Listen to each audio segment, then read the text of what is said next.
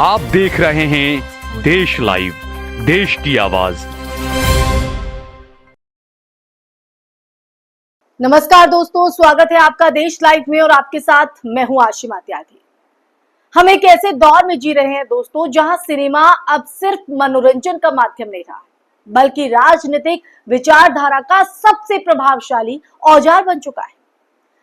क्योंकि जिस तरह 1930 के दशक में नाजी जर्मनी ने फिल्मों का इस्तेमाल यहूदी विरोधी नफरत को फैलाने और हिटलर की छवि को एक मसीहा के रूप में, जी हाँ, एक मसीहा के रूप में गढ़ने के लिए किया, कुछ वैसा ही आज भारत में मोदी युग का तथाकथित हिंदुत्व सिनेमा कर रहा है। हिंदुत्व सिनेमा, मैं इसे कोट कर रही हूं। यह सिनेमा अब महज कहानियां नहीं सुनाता है, बल्कि एक सुनियोजित नफरत फैलाने वाली पटकथा पर भी चलता है दोस्तों, जहां दर्शकों को धीरे धीरे ये समझाने की कोशिश होती है कि कौन हम हैं और कौन वो, और वो हमेशा खलनायक होता है। आज इसी मुद्दे पर हम चर्चा करेंगे। चर्चा में मैं आगे बढ़ूं, हमेशा की तरह आप लोगों से गुजारिश कि इंसाफ की आवाज को बुलंद करने के लिए और सच्ची पत्रकारिता के लिए हमारा सहयोग करें, यानी देश लाइव का सहयोग करें। साथ ही डिस्क्रिप्शन में दिए गए लिंक को ओपन कर ज्वाइन बटन दबाकर आप हमसे यानी देश लाइव से सीधा जुड़ सकते हैं, ताकि ये संवाद यूं ही जारी रहे। खैर, अब मुद्दे पर एक बार फिर से आते हैं।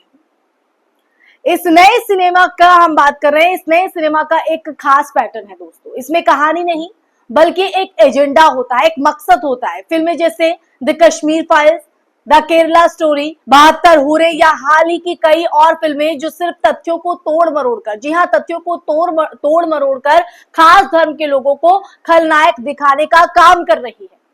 ये फिल्में ऐसी घटनाओं को उठाती हैं जिनका इतिहास पेचीदा, जटिल और बहु पड़ती है, लेकिन स्क्रीन पर इन्हें दो रंगों में बांट दिया जाता है। एक पीड़ित हिंदू, दूसरा हथियारे मुसलमान। सच्चाई कहीं पीछे छूट जाती है, कोसों दूर चली जाती है और दर्शक बस उस दृश्य को याद रखता है जिसमें कोई मौलवी चिल्लाता है, कोई लड़की रोती है और कोई हिंदू नायक तलवार लेकर बदला लेता है। हर्ष मंदर ने अपने लेख का बहुत ही सटीक बात उन्होंने अपने लेख में कही है, जिक्र किया है कि ये सिनेमा अब कला नहीं रहा है, बल्कि कट्टरता का हथियार बन चुका है।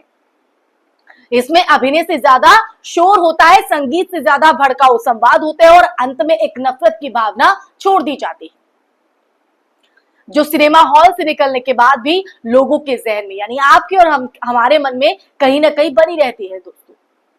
ये पैटर्न के तहत है। ये सिनेमा सिर्फ एक विचार को प्रमोट नहीं कर रहा है, ये पूरी एक पीढ़ी की सोच को बदल रहा है। जब बार बार एक ही किस्म की कहानियां परोसी जाएंगी तो समाज का मन भी उसी दिशा में बदल जाएगा ना दोस्तों। यही हो रहा है, इसी को प्रभावित करने की कोशिश हो रही है। और सबसे चिंता की बात अगर देखा जाए तो सबसे ज्यादा चिंताजनक तो ये है कि ये सिनेमा अब हमारे बच्चों के बीच जा रहा है, आने वाली पीढ़ी के बीच जा रहा है। सरकारी तंत्र ऐसे फिल्मों को टैक्स फ्री करता है, स्कूलों में दिखाया जाता है, शिक्षकों को कहानियां सुनाने को कहा जाता है और युवाओं को राष्ट्रभक्ति के नाम पर यह समझाया जाता है, यह बतलाया जाता है कि कौन उसका असली दुश्मन है। बच्चे जो पहले रविंद्रनाथ टैगोर, भीमराव अंबेडकर या महात्मा गांधी की बातों से प्रेरणा लेते थे, अब वो लव जिहाद, घुसपैठ और भारत के टुकड़े जैसे नारों से कहीं ना कहीं प्रेरित हो रहे हैं दोस्तों। ये मानसिक बदलाव डरावना है, क्योंकि एक बार सोच में जहर घुल जाए ना दोस्तों, तो उसे साफ करना आसान नहीं होता। मोदी युग का ये हिंदुत्व सिनेमा बहुत होशियारी से काम कर रहा है।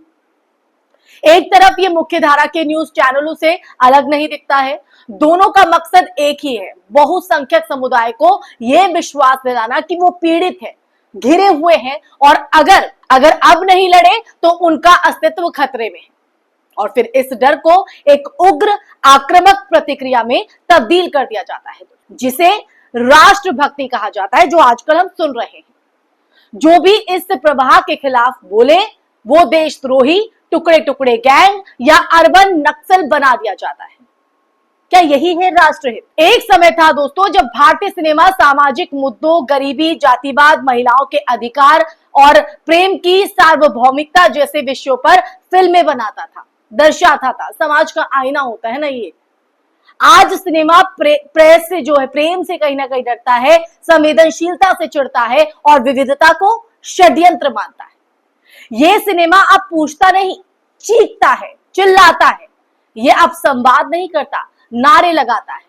और इसलिए ये कला नहीं रह गया। ये एक जहरीला टूल बन गया है जो समाज को भीतर से खोखला कर रहा है, हमें और आपको खोखला कर रहा है, हमारे अंदर नफरत की एक भाव को पैदा कर रहा है। इस नफरती सिनेमा की सबसे बड़ी विडंबना तो ये है दोस्तों कि इसे देशभक्ति का लेवल दिया गया है, एक लेबल दे दिया गया है। लोग इसमें देश के प्रेम के नहीं बल्कि दूसरों के लिए घृणा महसूस करते हैं और उसे ही राष्ट्र के प्रति समर्पण मान लेते। हम भूल जाते हैं ना कि सच्चा देश प्रेम तब पैदा होता है जब हम अपने समाज की सच्चाइयों को स्वीकार करते हैं, जब हम अपने भीतर झांकते हैं, अपनी कमियों को समझते हैं और जब हम हर नागरिक को कहीं ना कहीं बराबरी से देखते हैं। लेकिन ये नया सिनेमा आपको ऐसा नहीं करने देता है। यह आपको लगातार ये बताता है, जताता है कि आप सही हैं और बाकी सब गलत। अगर हम आज चुप रहे दोस्तों तो कल इतिहास हमसे सवाल करेगा कि जिस तरह जर्मनी के नागरिकों ने हिटलर के दौर में चुप्पी साध ली थी, मौन साध लिया था, वैसा ही आज हम कर रहे हैं। हम भी वही कर रहे हैं, उसी रास्ते पर चल रहे हैं। वहां भी लोग सिनेमा हॉल में ताली बजाते थे और बाहर आकर यहूदियों से नफरत करते थे। आज हम भी यही कर रहे हैं दोस्तों। फिल्मों में झूठा सच देखकर भावुक हो जाते हैं और फिर उसे ही असली इतिहास मानकर अपने पड़ोसी से सवाल करने लग जाते हैं। दोस्तों, अगर यही सिलसिला चलता रहा तो ये एक सभ्यता का पतन है और ये पतन कला से शुरू हुआ है। तो कला को भेंट मत चढ़ने दीजिए और इसके लिए हमें जरूरत है उस सिनेमा की जो सवाल करे, जो जोड़ने का काम करे, जो समाज की परतों को खोले, ना कि उसे सिरे से काटकर दो हिस्सों में बांटे, हिंदू और मुस्लिम। हमें वापस उस सिनेमा की जरूरत है जो पीपली लाइव, मसान, आर्टिकल 15 या अंकुर जैसा हो। क्योंकि अगर सिनेमा सिर्फ जयकारा लगाना सीखेगा तो वो ना संस्कृति का वाहक रह जाएगा और ना ही सभ्यता का दर्पण, जो उसकी एक्चुअल या असल प्रवृत्ति है दोस्तों। लेकिन अपनी प्रवृत्ति से आज सिनेमा भटक गया है। अब फैसला आपको करना है दोस्तों। आप अगली बार जब सिनेमा देखें तो तय कीजिए और इस बात को याद रखिएगा कि आप सच्चाई देखना चाहते हैं या भ्रम। तय कीजिए कि आप इंसान बनना चाहते हैं या एक प्रोग्रामेबल दर्शक। और अगर आप इस नफरत के सिनेमा को नकारते हैं ना दोस्तों, तो आप अकेले नहीं, हम आपके साथ। तो देश लाइव तो सवाल पूछ रहा है, अब आप भी सवाल पूछना शुरू कीजिए। क्योंकि जब हम सवाल नहीं करते ना, तब सत्ता जवाब देना बंद कर देती है। तो सत्ता से तो हमें सवाल करना है और सत्ता का काम है जवाब देना। तो सवाल पहले हमें अपने कर्तव्य को निभाना होगा, तभी तो सामने वाला अपने कर्तव्य को निर्वहन कर पाएगा। तो अब आप देखिए कि देश हित में या राष्ट्र हित जो हम आजकल सुन रहे हैं, उस हित में हमें अपनी भूमिका किस तरह से निभानी है, चुप रहकर यह सवाल पूछकर। इसी के साथ इस वीडियो में फिलहाल के लिए बस इतना ही। आपको मेरी वीडियो पसंद आई हो, आपको मेरी बात से आप मेरे इत्तेफाक रखते हैं, सहमत हैं, पसंद आई है, तो आप इस वीडियो को ज्यादा से ज्यादा शेयर कीजिए और कमेंट बॉक्स में अपनी राय जरूर साझा कीजिएगा दोस्तों। आपका प्यार खूब मिल रहा है और हम चाहते हैं कि आप अपना ये प्यार, अपना ये साथ है, योग जो आप कर रहे हैं वो यूं ही करते रहें, ताकि जो संवाद हम लेकर आते हैं, जो विषय हम आपको लेकर आते हैं, जो शायद कहीं ना कहीं अछूते रह जाते हैं, देश लाइव उसी भूमिका को निभाते हुए जो अछूते विषय उनको आप तक पहुंचाता है दोस्तों। तो बस ये सिलसिला यूं ही बरकरार रहे, तो इसलिए आप हमारे चैनल देश लाइव को सब्सक्राइब कीजिए। फिर हाजिर होंगे एक नए मुद्दे के साथ, तब तक के लिए अपना ख्याल रखिए। जय हिंद, नमस्कार।